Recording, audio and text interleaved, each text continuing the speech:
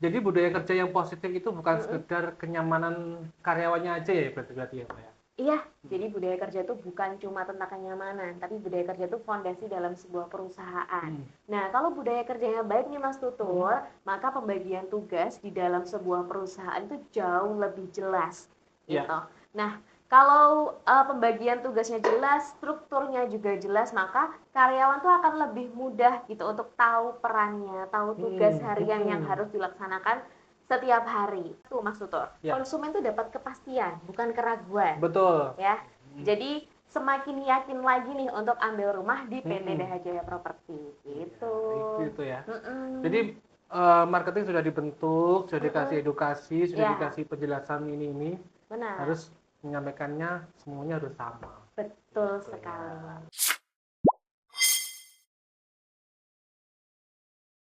Halo Sobat DJP, selamat datang di podcast Daha Jaya Property.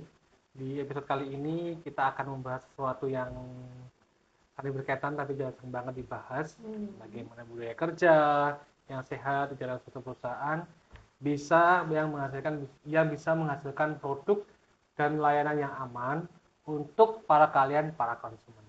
Nah, kita kedatangan tamu yang tepat, Mbak Nurfa, HRD dari Daha Jaya Property yang juga punya banyak insight dalam dunia psikologi. Kita akan ngobrol dari hal internal perusahaan sampai tips praktis nanti ya Mbak. Ya. Buat kamu yang mau punya rumah nantinya. Yuk simak. Halo Mbak Nurfa, selamat datang di studio. Halo Mas Tutus, senang sekali hari ini pertama kalinya aku diundang ke sini gitu ya. Dan hari ini kita akan berbincang bersama-sama untuk memberikan informasi yang sangat bermanfaat nih untuk calon user yang mau ambil rumah ya di kita gitu. Oke. Mbak Nurfa ini saya mau tanya sebagai HRD. Iya. Tentunya Mbak Nurfa melihat dari dalam ya. Menurut Mbak Nurfa ini apa sih kunci utama sebuah perusahaan bisa dikatakan sehat dan berdampak baik untuk karyawan maupun konsumennya? Oke, baru pertanyaan pertama udah panas aja ya Mas Tutur ya. Betul. Baik, saya izin untuk menjawab ya Mas Boleh, Tutur. boleh sekali. Jadi perusahaan yang baik itu nggak cuma fokus ke profit atau keuntungannya aja nih Mas Tutur, tapi juga memastikan bagaimana ekosistem di perusahaannya itu bisa berjalan dengan baik. Nah, itu tuh bisa dilihat dari bagaimana perusahaan itu tuh memperlakukan karyawannya atau sumber daya manusia yang ada di dalamnya. Kalau misalnya karyawannya merasa dihargai, terus diberi ruang untuk mengeksplorasi ide yang dimiliki, terus komunikasi antar karyawan terbuka, komunikasi antar karyawan dan jajaran direksi juga terbuka, maka kondisi lingkungan dari perusahaan itu akan lebih terasa positif gitu. Dan itu pasti akan berdampak juga Mas Tutur kepada pelayanan yang kita berikan kepada konsumen. Gitu. Jadi ibaratnya nanti kalau karyawan sudah sejahtera nanti pasti imbasnya ke output yang lainnya juga. Betul, ke output yang lain juga. Jadi budaya kerja yang positif itu bukan sekedar kenyamanan karyawannya aja ya berarti ya Pak ya? Iya, jadi budaya kerja itu bukan cuma tentang kenyamanan, tapi budaya kerja itu fondasi dalam sebuah perusahaan. Nah, kalau budaya kerjanya baik nih Mas Tutul, maka pembagian tugas di dalam sebuah perusahaan itu jauh lebih jelas gitu. Nah, kalau pembagian tugasnya jelas, strukturnya juga jelas, maka karyawan tuh akan lebih mudah gitu untuk tahu perannya, tahu tugas harian yang harus dilaksanakan setiap hari. Misalnya di perusahaan kita nih Mas Tutur, kita sudah punya beberapa divisi yang memang fokus mengurusi bagiannya masing-masing. Ada divisi proyek yang ngurus proyek dari awal sampai selesai sesuai dengan rencana dan eksekusinya pun dipastikan oke gitu ya. Terus ada juga divisi marketing yang dimana kaitannya dengan user, bagaimana berkomunikasi dengan user, memberikan pelayanan yang terbaik. Dan kita juga punya tim admin, tim operasional yang mengurus segala administrasi, legalitas, dan lain-lain. Jadi top banget nih di DJP ya. Sudah terstruktur banget lah. Betul, sudah terstruktur banget. Nah, dari berbicara tentang job desk atau apa pembagiannya, efeknya untuk konsumen itu apa sih? Oke, nah efeknya nih Mas Tutur, Heeh. nanti konsumen tuh tidak lagi kebingungan Mas Tutur. Karena apa? Ya. Contoh kita ambil marketing aja ya. Kita kan punya beberapa marketing nih. Kita punya standar sendiri juga. Setiap marketing harus menjelaskan apa kepada konsumen. Itu sudah ada standarnya. Jadi ketika konsumen mungkin sempat bertanya ke marketing yang satu dengan marketing yang lainnya, penjelasan yang diberikan akan sama. Sama. Nah, dengan Oh. adanya persamaan penjelasan itu tadi tidak membuat user itu jadi bingung. Justru malah yang ada itu trust-nya terbangun. Jadi makin percaya. Oh, ternyata aku menghubungi marketing A, marketing B ternyata sama aja. Informasinya sama gitu ya, Iya. nggak beda-beda gitu Iya, ya. nggak membingungkan. Mungkin Betul. di luar sana masih ada yang beda-beda gitu ya, Mas Mungkin ya, Tutur. mungkin di sana ada promonya ini, tapi di marketing A promonya ini, Iya. marketing B promonya ini. Jadi kan Ini bener gak ya ya betul. gitu. User Yakin nanti nggak sih bener. Nah, konsumen harus kalau mengambil di itu? kita kan semuanya sama gitu. Ya. Oke. Nah, bicara soal keamanan untuk konsumen nih. Ini kan jadi concern buat kita semua Betul. juga. Bagaimana perusahaan yang sehat memastikan produknya dalam hal seperti aman secara hukum, contohnya legalitas lah. Ya, oke. Jadi kalau ngomongin aman secara hukum pasti kita ngomongin legalitas ya Mas Tutur. Dan perusahaan kita tuh sudah berkomitmen penuh nih teman-teman. Perlu diketahui bahwa kita pasti sudah mengurus legalitasnya tuh dari awal. Gak mungkin kita jualan hal yang belum jelas gitu kan ya Mas Betul. Tutur. Ya. Kita juga nggak ingin menjerumuskan user yang beli atau mungkin nanti di masa yang akan datang justru akan menyulitkan. Oh, tidak mungkin gitu. Pasti kita Jangan sampai. kita jualan pasti sudah memikirkan itu semua, sudah diurus dari awal dan ketika proses memasarkan atau menjual itu dalam kondisi yang sudah aman. Sudah beres semua Sudah ya. beres, jadi user patut untuk percaya ke Dajjal Property. Jadi kalau nanti saatnya ketemu marketing, dan apakah mereka bisa menjelaskan legalitas dari Dajjal Property itu secara runtun dan jelas? Apakah itu suatu tanda baik untuk user itu? Ya, itu merupakan sebuah pertanda baik ya bagi user semuanya yang mau ambil rumah kita. Marketing pasti akan membantu untuk memberikan penjelasan terbaik juga. Nah, dipastikan juga nanti antar marketing satu dengan yang lain itu sama, Mas Tutur ya. Jadi kita memang sudah punya sistem yang terpusat, marketingnya juga terlatih, dan tujuan yang ingin kita capai itu sebenarnya satu, Mas Tutur. Konsumen itu dapat kepastian, bukan keraguan. Betul. Ya, jadi semakin yakin lagi nih untuk ambil rumah di PT Daha Jaya Property gitu. Itu ya. Jadi marketing sudah dibentuk, sudah dikasih edukasi, sudah dikasih penjelasan ini. Benar. Harus menyampaikannya semuanya harus sama. Betul sekali. Nah, tapi di luar sana nih, Mbak Nova, kadang-kadang kan dari kita kan sudah mengsubscribe marketing untuk sama semua. Nah, tapi di luar sana itu banyak sekali orang yang masih terjebak dalam developer karena harga murah. Iya, kenapa itu ya? Harga murah kayaknya sekarang banyak banget ya Mas Tutor. Nah, sebagai user kita juga perlu nih untuk lebih pintar dan lebih bijak lagi untuk memilih developer. Jadi kita nggak boleh ambil keputusan secara cepat cuman buat ikut-ikutan aja, atau istilah kerennya FOMO. FOMO ya? Iya, FOMO, karena FOMO beli rumah gitu ya? Bener, jadi harus dicek dulu nih teman-teman. Kalau misalnya pengen beli rumah, cek dulu developernya, terpercaya atau enggak. Betul. Terus track recordnya tuh gimana? Siapa developer yang nantinya akan kalian pilih, bener-bener harus ditelusuri. Misalnya nih, kita di PT Daha Jaya Property ini, teman-teman bisa cek track record kita melalui sosial media kita. Ada Instagram, ada TikTok, terus ada websitenya juga. Aktif ya? Aktif semua. Kita juga punya YouTube gitu kan. Dan semua proses user dari akad, BAST itu kan ada ya Mas Tutur ya. Jadi benar-benar kita tuh ingin memberikan informasi yang real di lapangan tuh seperti apa berarti gitu. yang kalian masih ragu, nggak usah ragu lagi lah.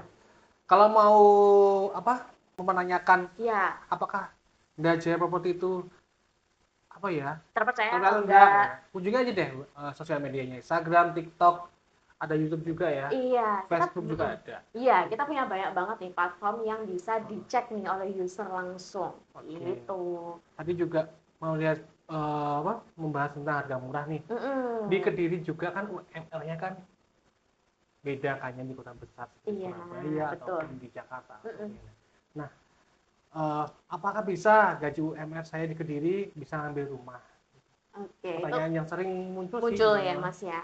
Nah, jadi kalau misalnya kita bicara soal gaji UMR nih, fokus utamanya tuh sebenarnya ke harga dan juga ke kemampuan finansial karena setiap orang punya kemampuan finansial yang berbeda-beda. Ya. Nah, kalau misalnya kita ngomongin UMR, kuncinya bukan di murah atau mahalnya rumah, tapi mampu nggak ya kita untuk mengambil Oh rumah. iya iya Jangan betul sampai betul. nanti kemahalan terus bingung nanti di cicilannya. Nah, kebetulan kita di PT Daraja Properti ini kita punya dua macam ya Mas Tutur, ada rumah subsidi dan ada rumah komersil. Oke. Rumah subsidi 100 jutaan, rumah komersil di 300 jutaan ya. Oh iya betul. Nah, itu bisa disesuaikan nih dengan budget teman-teman semua. Kalau misalnya gajinya masih di skala UMR, bisa ambil subsidi. Kalau rezekinya alhamdulillah dikasih lebih, boleh ambil rumah komersil kita. Jadi Mas Tutur, dengan kita tahu kemampuan kita seberapa, kita juga boleh banget loh komunikasi sama marketing gitu. Kalau user sudah mulai struck nih, boleh komunikasi sama marketing, nanti akan diberikan skema cicilannya tuh seperti apa. Ya. Nah, ketika sudah diberi skema, bisa dilihat juga nih, disesuaikan hari-hari nanti kalau ada cicilan sekian tuh kita bisa nggak ya, sudah Analisa gitu ya. sudah ada analisa kecilnya. Jadi beli rumah itu bukan cuma ikut-ikutan gengsi aja, tapi perlu kesiapan finansial dan juga kesiapan mental yang bagus gitu. Jadi walaupun gaji UMR tetap ada peluang kok untuk punya rumah. Betul sekali, apalagi nggak ada pinjaman ya. Jadi mas gaji udah utuh, terus langsung aja ngambil di Daraja Properti. Tapi kan dari secara angka nih banyak yang mampu, tapi masih ragu nih. Mungkin gimana ya? Aku bisa nggak ya? Aku bisa nggak ya? Nah ini soal mungkin juga soal kesiapan mental juga sih ya Mbak. Iya, jadi kesiapan finansial tuh emang harus dibarengi juga dengan kesiapan mental. Jadi tuh dua hal yang bisa dijajarkan bareng-bareng. Harus kayaknya. Siap mental, siap finansial juga. Itu kunci untuk misalnya kita pengen ambil rumah. Nah, kalau ngomongin orang yang sudah berkeluarga nih, harus ada kesepakatan juga nih sama pasangan. Jangan sampai beda pendapat. Istrinya pengen ambil, suaminya belum. Nah, nanti justru malah ada konflik internal ya kan? Betul, nanti malah smackdown mungkin jadi takutnya ya. Iya. Nah, kalau misalnya masih single, terus ternyata dirasa punya kemampuan untuk ambil, boleh banget nih langsung ambil. Karena punya rumah itu tanggung jawab jangka panjang. Jadi nggak cuma tanggung jawab jangka pendek aja ya Mas Tutur. Harus benar-benar dipikirkan dengan matang. Ya karena kan rumahnya kan juga lama ya, Iya, jadi harus lama. benar-benar pokoknya harus benar-benar deh dipikirin matang-matang sebelum mengambil keputusan. Apalagi ya sudah yang menikah, itu harus selaras lah pokoknya selaras. ngobrolnya itu. Iya. Nah, apakah ada tips nih dari Mbak Norva untuk calon user untuk yang sedang saat ini mempersiapkan beli rumah? Oke, ini aku ada beberapa tips ya. Boleh. Untuk user semuanya boleh diperhatikan. Yang pertama, harus pastikan ada kesepakatan dengan pasangan. Jangan sampai punya visi dan misi yang berbeda. Betul. Tujuannya harus sama. Jadi siap enggaknya itu ditanggung berdua, enggak cuma satu orang aja. Ya kan Mas Tutor? Terus berikutnya, hitung juga skenario terburuk. Jadi apa itu? Skenario terburuk tuh misal nih kita punya pendapatan berapa dalam sebulan Mas Tutur, antara suami dan istri misalnya punya pendapatan katakanlah 5 juta gitu. Pendapatannya 5 juta nanti untuk kebutuhan hidup sekian, untuk cicilan rumah sekian. Kira-kira masih cukup nggak ya ini untuk kebutuhan hidupnya? Jangan sampai ketika memutuskan punya rumah itu kebutuhan hidupnya justru malah dilupakan. Gitu. Terus siapkan juga dana cadangan. Kalau misalnya teman-teman sudah dari jauh-jauh hari punya pikiran untuk beli rumah, pastikan siapkan juga dana cadangan. Mungkin beberapa tahun sebelum ambil rumah itu bisa mengalokasikan beberapa dana nih, dana sekian itu untuk dana cadangan. Nanti kan kalau udah dikumpulin beberapa tahun pasti akan punya dana cadangan gitu loh Mas Tutur. Oh iya, kan? betul. Itu jauh lebih aman lagi nanti. Terus pastikan juga kebutuhan pokoknya itu tetap terpenuhi. Karena kebutuhan pokok memang secara psikologis harus terpenuhi. Kalau nggak terpenuhi kan justru malah akan muncul konflik itu tadi. Nah, kalau misalnya semua tips itu sudah bisa dipenuhi nih Mas Tutur oleh calon user, nanti kemungkinan untuk mengambil rumah dan menjalankan cicilan itu jauh lebih mudah. Jadi empatnya itu harus benar-benar dipenuhi ya? Iya, benar banget. Kalau misalnya ketika diskusi masih ada cekcok sama pasangan, masih belum selaras, diselarasin dulu. Kalau masih debat-debat, pikir dulu lah pokoknya. Iya, kalau masih debat-debat, ayo diobrolin bareng Ya, gitu betul. kan. Karena keputusan pasti lebih baik diambil dengan kepala dingin daripada Ya. kepala panas, ya kan. Terus kalau misalnya belum ada dana yang aman, jadi dirim dulu aja. Siapkan dulu sambil persiapan. Karena apa? Rumah itu bukan lomba cepet-cepetan, tapi memang Betul. soal kenyamanan jangka panjang yang Iya. harus ditanggung bersama. Oke. Gitu. Nah, sekarang kan Mm-mm. banyak nih Gen Z atau anak-anak muda banget Ya, yang lagi FOMO pengen punya rumah estetik. benar. Tapi dia mungkin baru bekerja gitu ya, karena dia baru lulus kuliah atau dia Iya. baru lulus SMA kan baru bekerja. Gimana sih Mbak cara menyikapi hal tersebut? Kadang-kadang orang juga FOMO nih soal yang seperti itu. Oke, wah itu menarik banget pembahasannya Mas Tutur. Emang sekarang dengan zaman sosial media yang semakin merajalela tiap hari gitu, kita nonton TikTok tuh rumahnya bagus-bagus gitu, jadi pengen ya kan gitu. Betul. Nah sebenarnya punya keinginan rumah yang estetik itu bagus dan patut diapresiasi, tapi balik lagi kita harus menyesuaikan dengan kemampuan kita. Nggak mungkin kita punya dana yang pas-pasan langsung kita keluarkan semua gitu untuk punya rumah yang estetik. Kalau dari aku lebih baik menerapkan prinsip rumah bertumbuh. Jadi pelan-pelan, iya ada dana sekian, kira-kira bisa renov yang bagian mana dulu ya, bisa beli furniture yang mana dulu ya, atau mungkin beli hiasan yang mana dulu gitu sambil ditata, sambil dikonsep juga. Nah kalau seperti itu kan lebih matang ya Mas Sutur. Betul. Daripada uangnya langsung digelontorkan di awal, bro, gitu kan habis nanti habis uangnya. malah mau renov lagi udah nggak ada uang. Iya kayak gitu Mas Tutor. Walaupun nanti mungkin butuh waktu yang lebih lama 1 sampai 5 tahun gitu, tapi kita akan jauh merasa lebih enteng gitu. Betul. Ya, kan? Apalagi kalau udah wah dulu kita adanya segini ya, terus kita ngisi akhirnya kan enak gitu ya. Iya. Bahkan ketika kita sudah bisa uh, menerapkan atau mewujudkan, kalau kita udah bisa mewujudkan sedikit demi sedikit, kita tahu progresnya, terus sampai akhir nanti ternyata wah udah bagus banget nih yang diusahakan bertahun-tahun, itu kan rasanya lebih seneng gitu. Iya betul. Iya kan, lebih senang.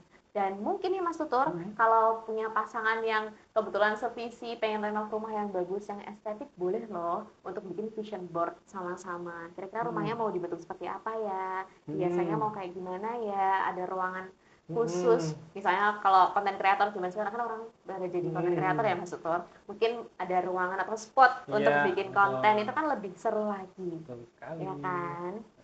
Oke. Terima kasih Mbak Nova. Sebelumnya tutup ya acaranya. Oke, boleh. Ada satu pertanyaan terakhir nih yang apa ya, di pikiran saya itu kayak apa ya, kayak mengganggu gitu lah. Sebagai psikolog nih Mbak Nova. Oke. Apa satu tanda bahwa pasangan muda sudah benar-benar siap mental untuk mengambil cicilan rumah? Oke. Salah satu ciri-cirinya ketika lagi ngobrol sama pasangan, itu yang timbul bukan perdebatan dan bukan rasa cemas. Kalau misalnya masih debat, masih ngerasa cemas nanti ke depannya gimana, justru malah bertengkar, itu berarti masih belum siap gitu untuk mengambil rumah. Jadi lebih baik dikomunikasikan dulu pelan-pelan aja. Ketika membuat keputusan harus benar-benar dipertimbangkan.